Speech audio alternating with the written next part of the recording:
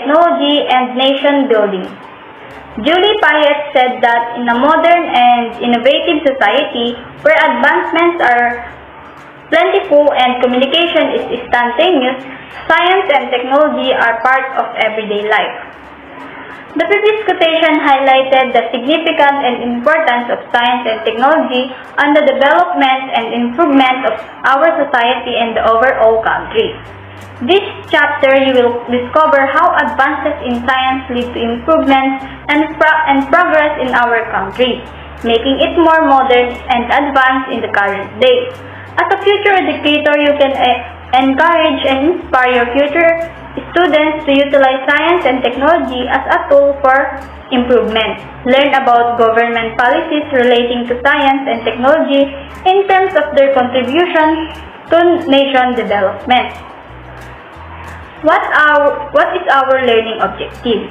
At the end of this chapter, we are able to discuss the role of science and technology in Philippine nation building, evaluate government science and technology agenda and policies in terms of their contributions to nation building, apprise the actual science and technology policies of the government and its impact on the development of the Filipino nation, and analyze the indigenous science and technology. The Philippine Government Science and Technology Agenda. Innovation Culture. The recent success of the saltwater lamp, salamander tricycle, and Diwata 1 microsatellite is a nice start, but it just shows that we have a long way to go before we develop an innovation culture. It is only possible to build an innovation ecosystem if there are enough scientists and technicians. Sustainable Alternative Lightning Salt Lamp. According to my research, except Isa Mijeno, a Filipina scientist and computer engineer, her brother Ralph Mijeno and other is Oscar Brian Magtibay, is also the inventor of sustainable alternative lamp lightning or salt lamp. The goal of sustainable alternative lightning lamp is sustainably lighting the remainder of the Philippines. These three Filipinos invented an amazing and environmentally beneficial lamp where it can have 8 hours of light by using a glass of water and 2 tablespoons of salt. It also runs in seawater. That means people live near of the ocean can use the lamp immediately. This lamp is called salt lamp. There is no need to worry about if there is an accident because this has no flammable components that could start fire, making it safer alternative to a kerosene-fed lamps that were being used by a lot of Filipino that don't have electricity. This lamp is environment friendly because it does not emit harmful gases. Another function of this invention is when your mobile phone is battery low, this invention has an emergency USB port where you can charge your mobile phone through its port. The inventor created this lamp to help the less fortunate people who don't have electricity in their household. Salamander Tricycle. A Filipino-made amphibious tricycle was launched on the market to meet the demands of thousands of Filipinos living in flood-prone areas and low-lying villages near bodies of water. H2O Technologies recently unveiled the floating trike dubbed the Salamander at the Capitol Common Center in Pasig City. Because it is amphibious, the salamander can travel both on land and in water. It stems from love desire to do something really useful for the benefit of his countrymen. It is powered by a 250cc motorcycle engine and can be controlled by a handlebar or the stick when the salamander is running on the water. This most coveted spot belongs to a car designer, Atoy Love, who is also known for his car customization business, Atoy Body Kit. He teamed up with H2O Technologies to develop the H2O Salamander or simply Salamander. This amphibious tricycle can seat 6 people on land and 4 in water. Diwata 1 Microsatellite. Diwata 1, also known as PHL Microsat 1, was a Philippine microsatellite launched to the International Space Station on March 23, 2016, and was deployed into orbit from the ISS on April 27, 2016. It was the first Philippine microsatellite and the first satellite built and designed by Filipinos. The satellite was named after the type of divine being from Philippine mythology, the Diwata. With multiple scientific instruments linked to the satellite, like high-precision telescope, space-borne multispectral imager, with liquid crystal tunable filter, and the wide-field camera.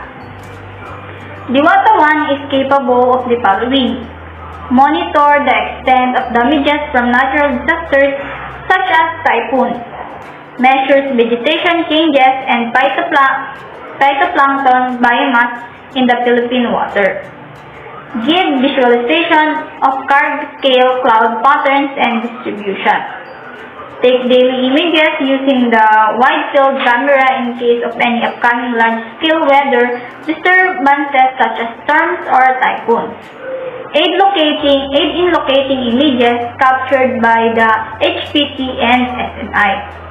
Diwata 1 spent 4 years in space producing photographs that have paved the way for the use of space technology in the Philippines to assess environmental change, contributing the science-based conservation, risk management, and statewide mapping. The microsatellite orbited the Earth 22,643 times, passing 4,800 times over the Philippines. It took 45,572 photographs of the Earth with 17,271 images from the Philippines. The images covered the total area of 114,087 square kilometers or 44,049 square miles, or around 38% of the Philippines land area. Let's proceed to ASEAN integration requires competitive technology. Science and technology assist us in comprehending nature and the world around us, as well as enabling us to live full lives through new and innovative methods. As a result, we must develop our scientific and technological basis as Filipinos in order to compete in an integrated ASEAN. Science and technology is an integral component of all economies in ASEAN, regardless of the economic status of the nation. Every economy is driven by some form of production, be it the production of goods or services, ranging across sectors such as agriculture, energy, education, finance, manufacturing, or tourism. Let's proceed to the two major approaches. One approach is stronger research and development in regions, not just Manila. The aim of science and technology is to help the every regions in the Philippines, not only Manila. The Department of Science and Technology is strengthening further its research and development programs to encourage more young innovators, particularly in the provinces, to come up with the new products and services. According to the Internet, the science chief revealed that DOST fosters strong partnerships with the state colleges and universities that act as research and development centers and innovation hubs in the provinces, where DOST matches the needs of the industries with the research institutions. Number 2 approaches is the strategic project in 5 areas. Letter A is the renewable energy. Renewable energy is the strategy for sustainable growth. The importance of renewable energy resources and technology is the sustainable development. The use of renewable energy will improve the energy security, environment, economy, mechanical manufacturing, construction, transportation, and industry, and also to help to create new jobs. Energies of solar, wind, and biomass can meet local energy demands and assist to improve the environmental protection.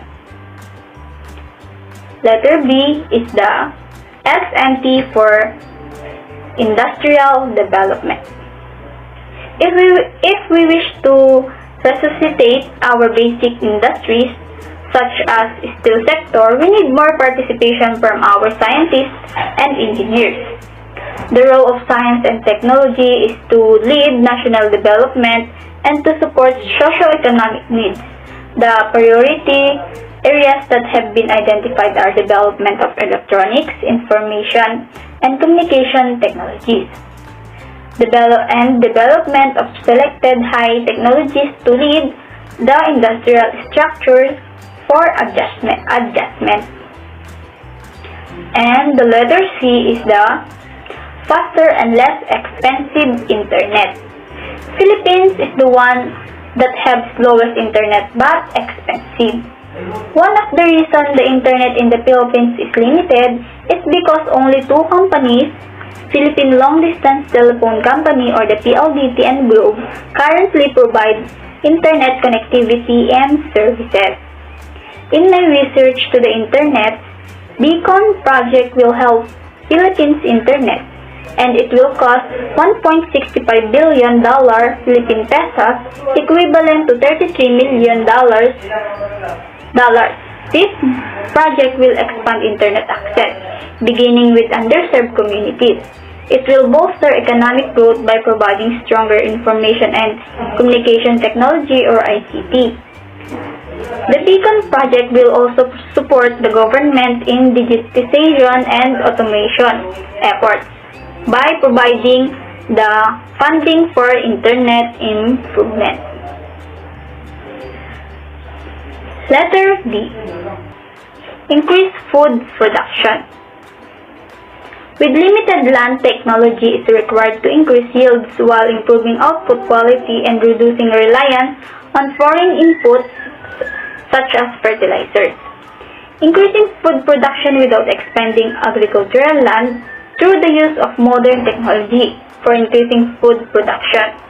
Modern technologies such as mechanical fertilizers, pesticides, herbicides, modern agricultural machinery, and artificial selection have been used to increase food production.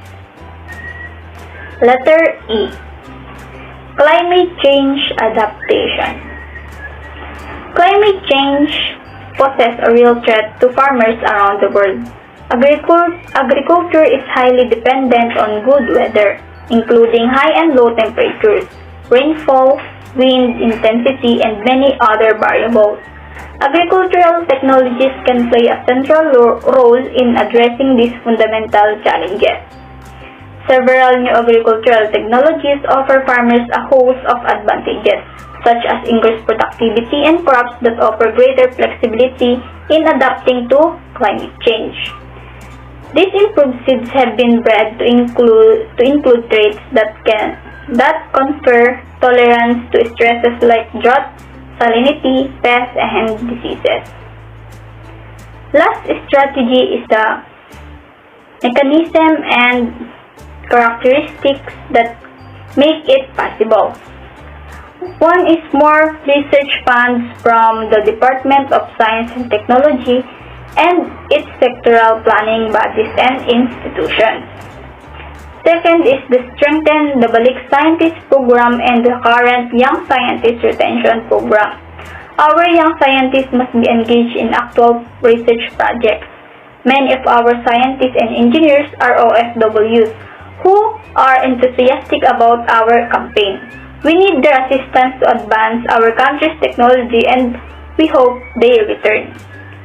Third is cooperation between industry and research by incorporating them in sectoral planning communities. And last is the science and technology cooperation within sa ASEAN, particularly on the space program and climate change adaptation. DOST's SMEs programs such as SETUP should be emulated. Let's discuss the major development programs and personalities in science and technology in the Philippines. Number 1 is Doppler radars. In Baler, Aurora, Pag-asa constructed its first Doppler weather radar station, followed by another in Baguio. It was constructed to boost weather forecasting capability and catastrophe risk reduction in the country. With 4 Doppler radars that can detect rain volume and 2 flood forecasting and warning centers finished in 2017. The advantage of Doppler radar offers over the conventional radar is that offer the ability to determine the detailed motion of targeted precipitation toward or away from the radar unit. This feature allows the air circulation pattern within thunderstorm or storm cloud to be measured.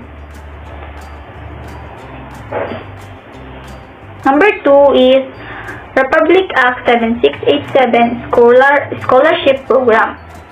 It is also known as the Science and Technology Scholarship Act of 1994. It was awarded to deserving students who must pursue priority subjects of the study in the basic sciences, engineering, and other applied sciences, as well as science and mathematics education. Number 3 is SETUP. SETUP is nationwide strategy to encourage and assist SMEs to adapt technological innovation to improve their operation and thus boost their productivity and competitiveness. SETUP provides equipment and technical assistance to micro, small, and medium enterprises to help them increase sales and production, streamline and improve overall company operations, upgrade product and service quality, conform to national and international standards of excellence, and be competitive in their fields. Number 4 is Balik Science Act. On June 15, 2018, President Rodrigo Duterte signed Republic Act No. 11035, also known as Act Institutionalizing the Balik Scientist Program. The law aims to strengthen the scientific and technological human resources of the academy, public and private institutions, including locally registered firms in order to foster knowledge sharing and accelerate the flow of new technologies into the country. Number 5 is Philippine Space Agency.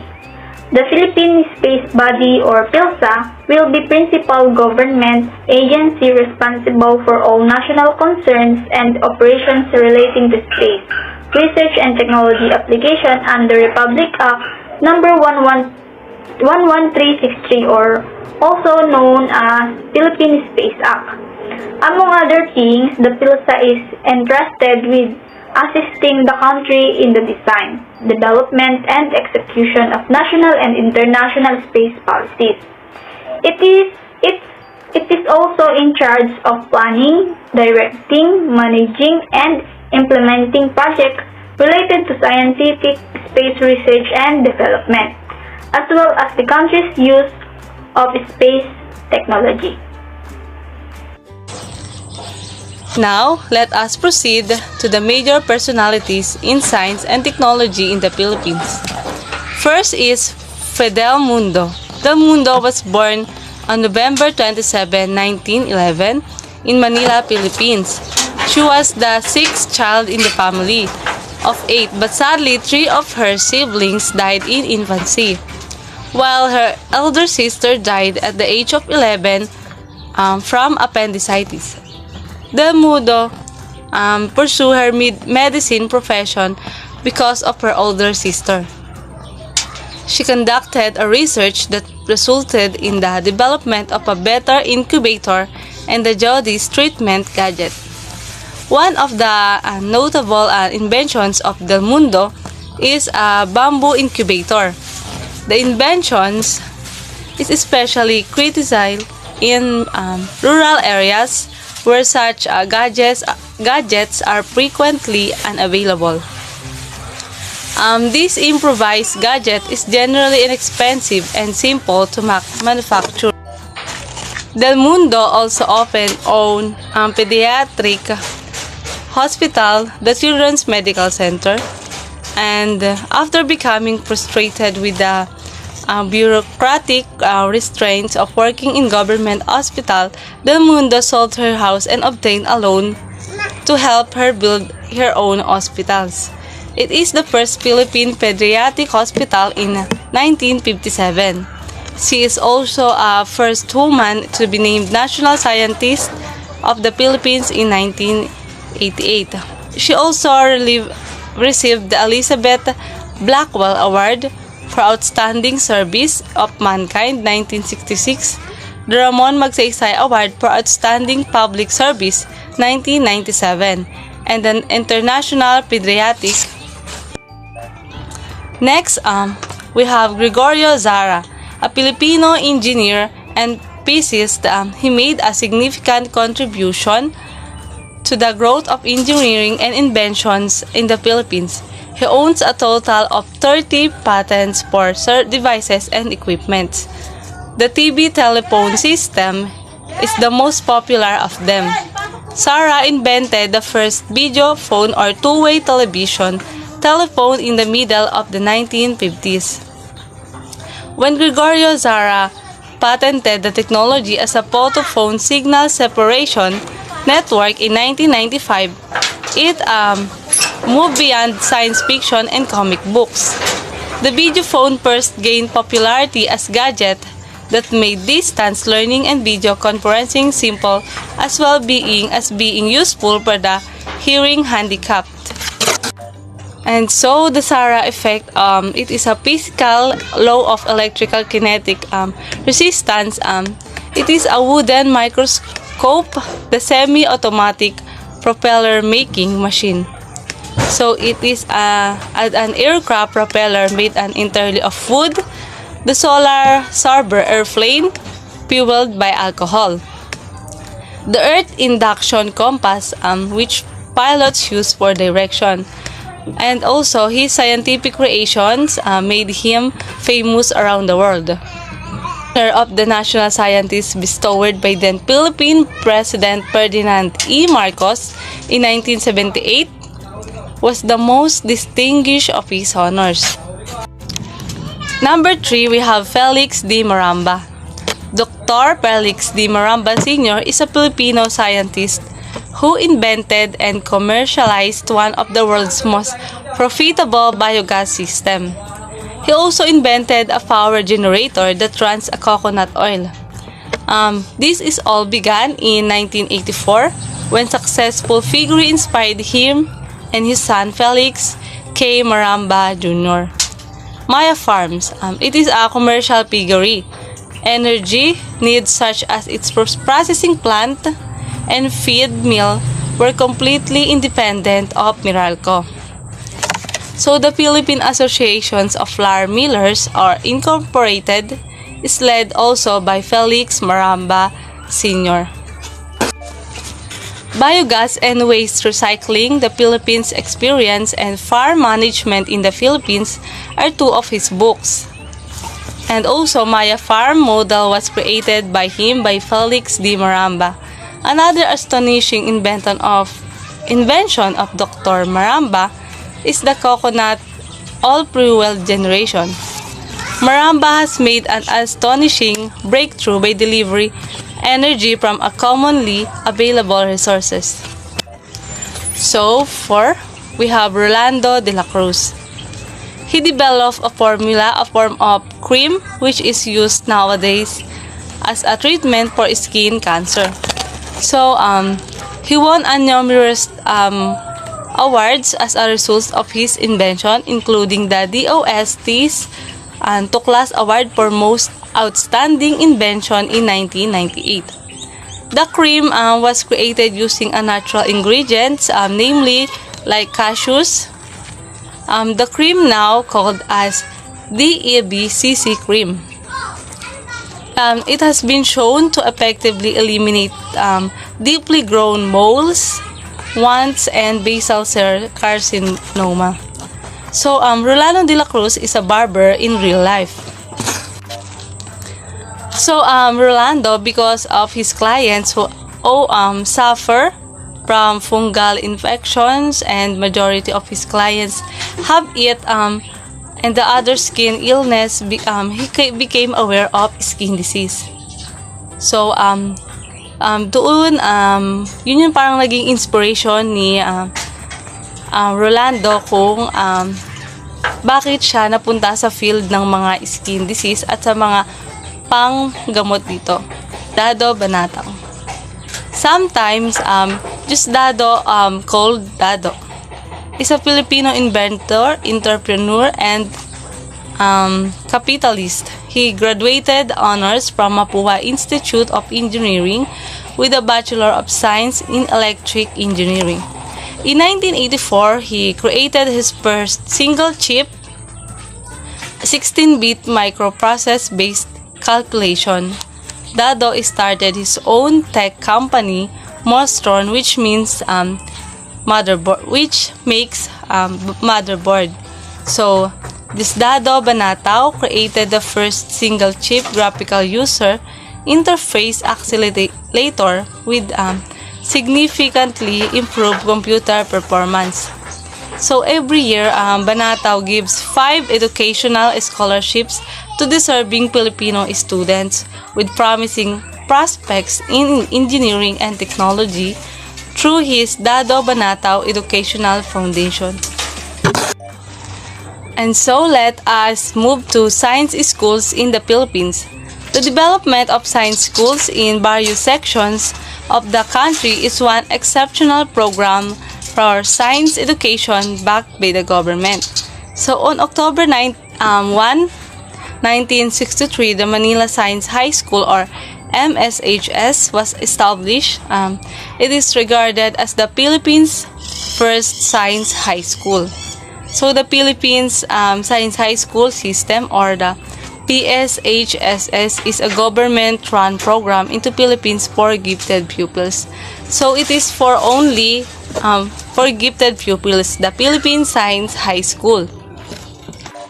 The Special Science Elementary School, or SSES project, which was established in accordance with DepEd Order number 73, Section 2008, and DepEd Order number 51, Section 2010.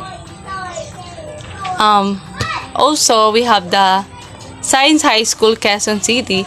It is established on September 17, 1967.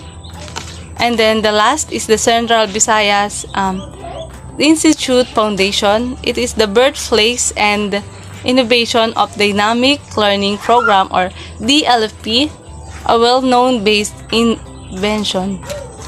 Okay, let's continue of our lesson, Selected Indigenous Science and Technologies. It refers to study the whole indigenous technologies invert the implicated to reflect the art of skillful living and these bodies of knowledge employed appreciation and regal associated with Western science. So meaning, indigenous science and technologies are all practices or ways or tools that our ancestors have been using during the ancient time.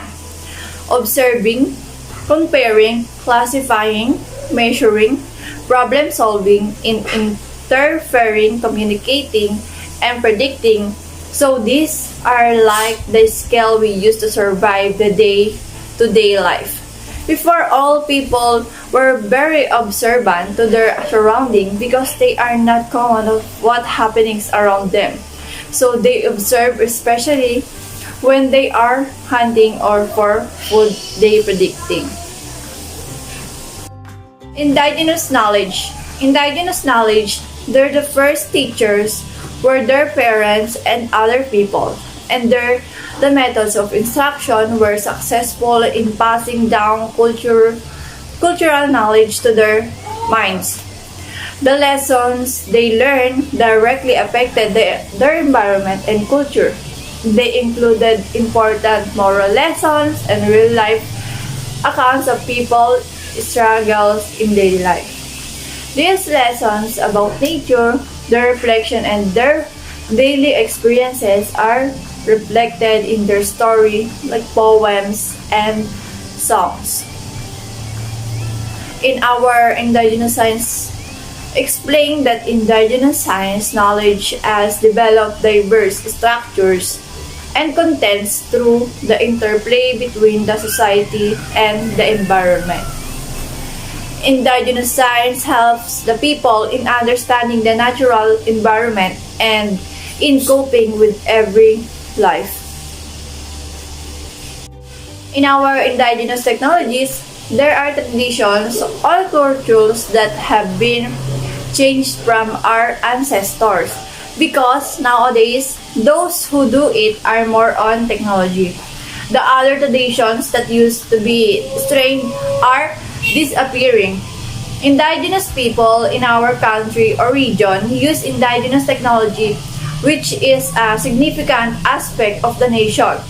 Culture, legacy, indigenous technologies are characterized by being acknowledged as animate being bred with life and having a living shape and function, while some indigenous science and technology are now defunct. Their significance stems from the facts that they assist early communities in understanding the natural world and coping with the daily life.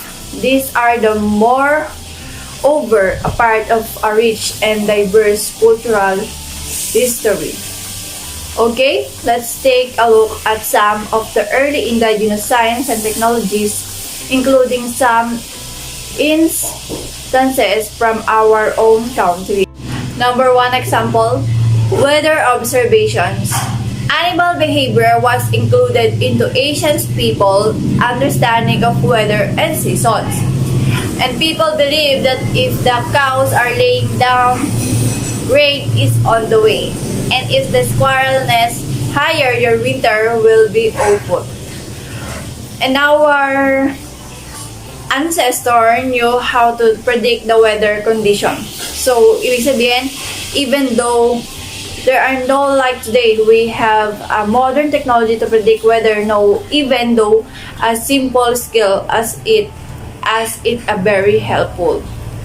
So number two, herbal medicine and traditional health practices. Medical plants have been used for therapy in most countries from ancient times and continue to do so now. Through the creation of modern medicine is built on plant-based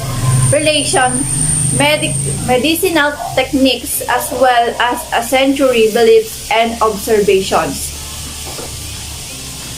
Per household, when you are a Filipino, you have a herbal medicine. In our Department of Health has licensed 10 medical plants like Acapulco, Ampalaya, Bawang, Bayabas, Lagundin, Niyog, Niyogan, Sambong, Tianggubat, Pansit-Pansitan, Yerba Buena, or Oregano, if we called as.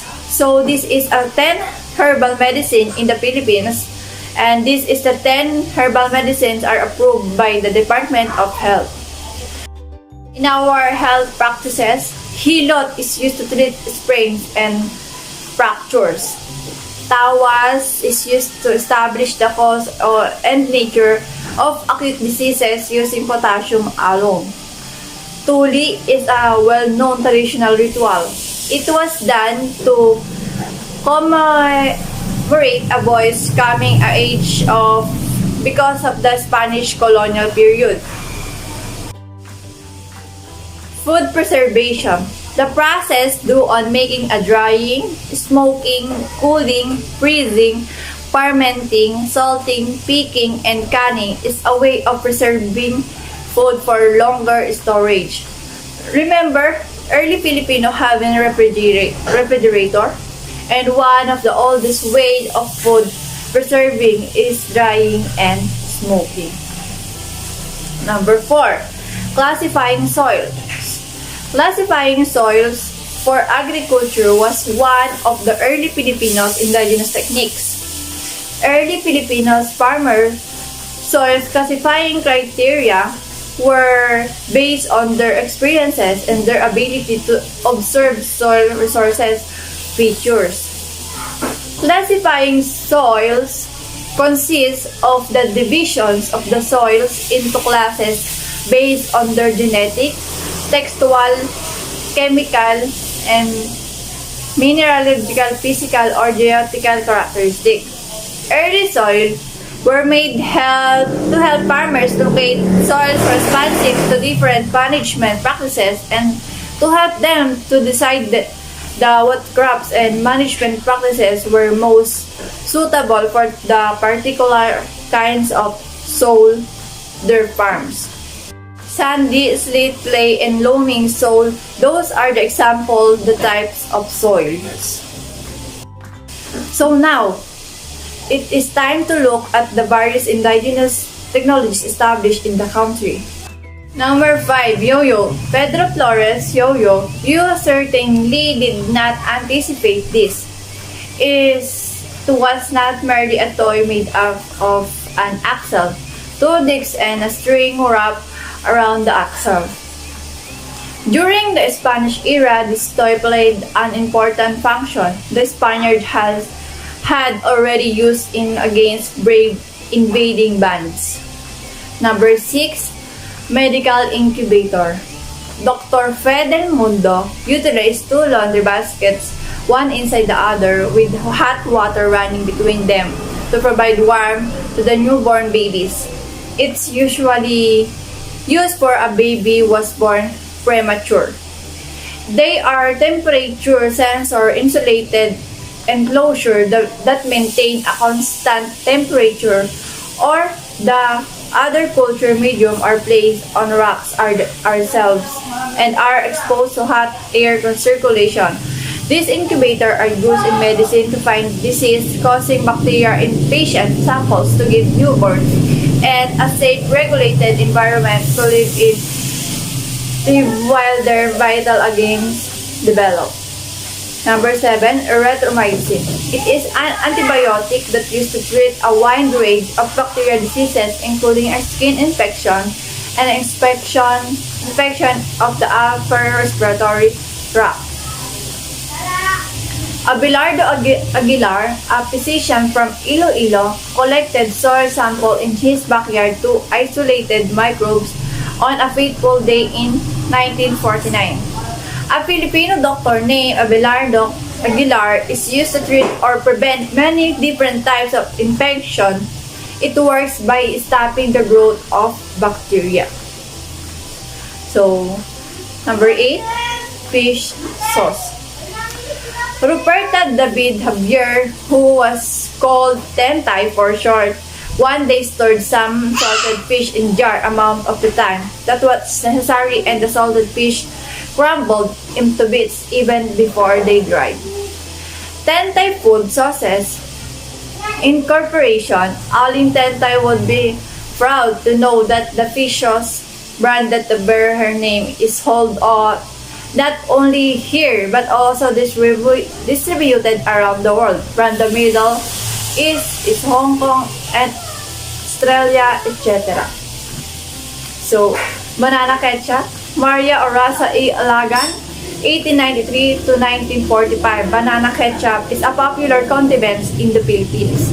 So, when in Americas hear the word ketchup, we typically picture a tomato based sauce, but in the Philippines, they see a popular condiment made of banana and a stack of ingredients like banana, vinegar, sugar, and spices. Number 10, anti-cancer cream and mole remover. Rolando de la Cruz, a Filipino inventor for developing an anti-cancer cream, it's called Debbie CC, or cream is used to treat basal skin carcinoma, which the most common type of skin cancer in the world.